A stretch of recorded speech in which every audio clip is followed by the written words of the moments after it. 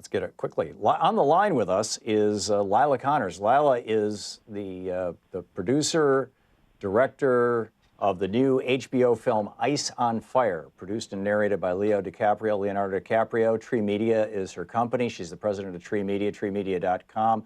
And it's going to be on HBO tomorrow night. And you can tweet her at Leila Conners or at Tree Media Group. Leila, welcome to the program. Welcome back to the program. Hi, Tom. How are you? Thanks for having me back. I am great, and it's so nice to have you with us. Tell us about the movie and tell us how people can watch it on HBO and when. And there's just a brilliant piece of filmmaking, by the way, I have to add. Thank you, Tom. Yes, it's premiering tomorrow, June 11th on HBO at 8 p.m. And HBO is then going to put it in front of their paywall for a week or so, starting June 12th. So we're very excited about that, so everyone can see the film.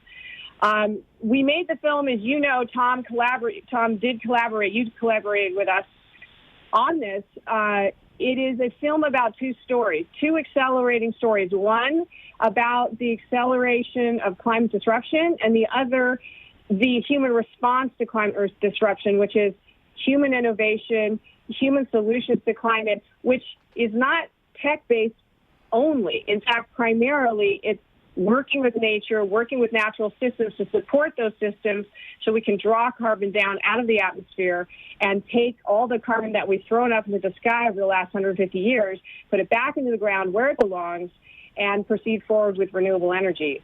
So basically, Ice on Fire is about these two stories, one about the acceleration of the melting Arctic and then the exposition of the methane threat, as well as the acceleration of human response to address the problem. Cool. Leila, by the way, I'm in Washington, D.C. on book tour here, so there's about a 1.5-second delay because, I'm coming in remote. Don't let that disorient you on the phone there. Tell us what kind of a future the world is looking at if we don't do something soon. Right. So as many scientists have warned us, if we do not reverse business as usual, we will continue to warm the atmosphere and the ice is going to melt. As Jim White says in the University of Colorado in our film, we are headed for an ice-free world if we don't reverse climate change.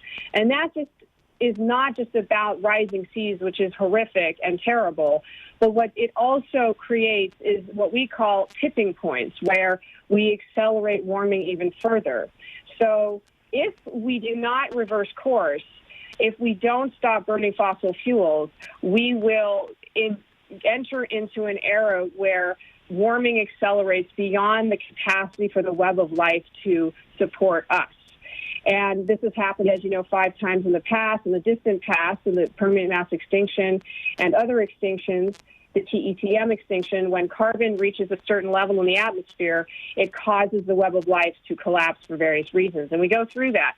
The good news is that we don't have to get to that point. We actually do have the knowledge and the tools to reverse this problem.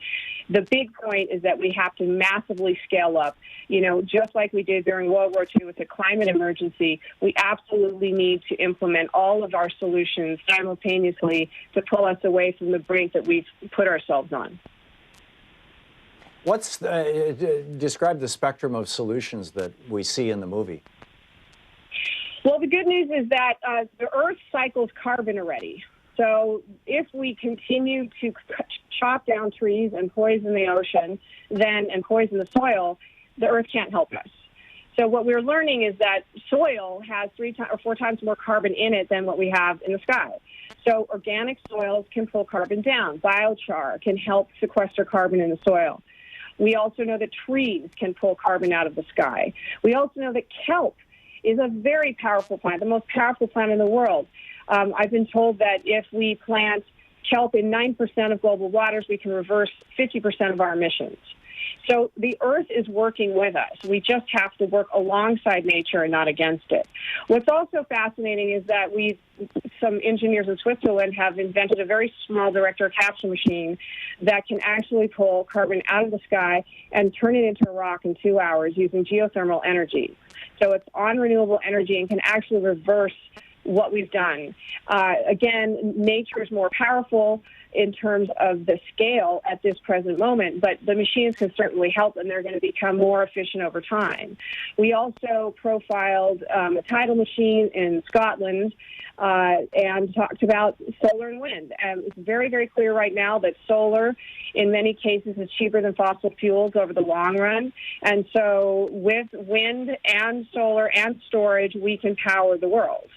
So really, fossil fuels we should move away from that. And we know how hard it is because there's been trillions of dollars invested in fossil fuels. That said, we need to invest in the future of this planet. That is more important. Yeah. What I really love about the movie is, it's the kind of movie that you could show to anybody. It's not like insiders talking to insiders. In fact, I would love to show it to people who are fossil fuel deniers. I was at a right-wing talk radio conference on Friday, and I was talking to a bunch of right-wingers and saying, you really ought to check this out. But B, it both kind of scares the hell out of you and gives you extraordinary hope.